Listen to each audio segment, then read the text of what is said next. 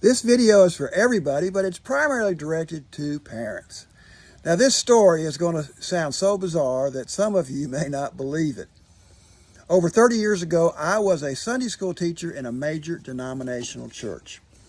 I had a conversation with a fifth grader. He was not in my Sunday school. And he told me what he was taught by his fifth grade teacher on how to get to heaven.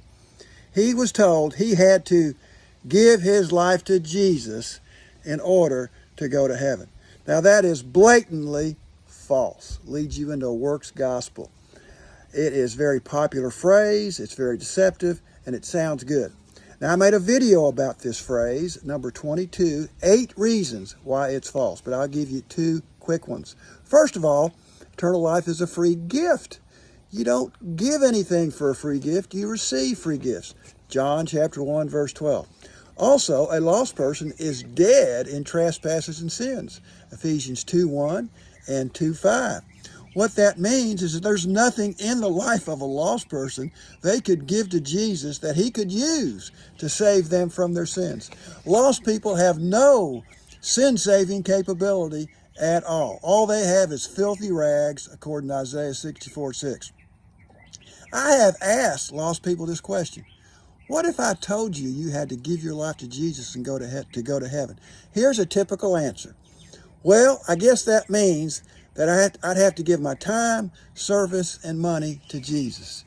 That's a works gospel. See how it walks you into a works gospel? Anytime you use these non-biblical phrases, you got problems.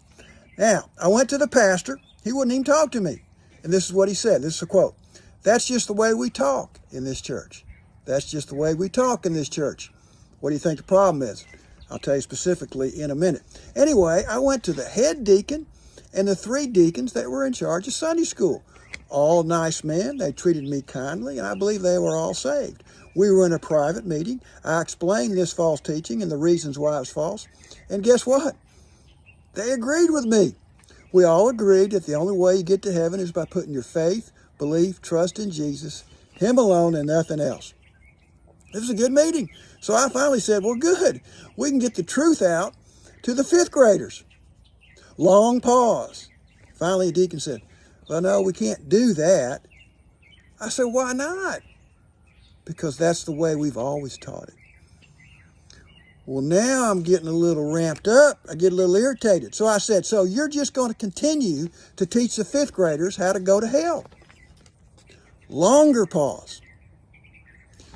Now, I wrote this down because this is a quote.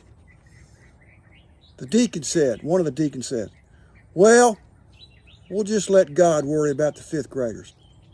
What a disgusting story, isn't it? Anyway, I left the church when I found out what was going on. What was the problem? Tradition! Tradition is very powerful. This is what Jesus said to the Pharisees at Matthew chapter 15, verse 3. But he answered and said unto them, why do ye also transgress the commandment of God by your tradition? Bottom line, here's my recommendation to all the parents. Do not trust anyone to teach your kids the truth on how to get to heaven. No Sunday school teacher, no deacon, no pastor, whatever. You teach them the truth on how to get to heaven, because false teaching is rampant. It's almost everywhere. Teach them the truth.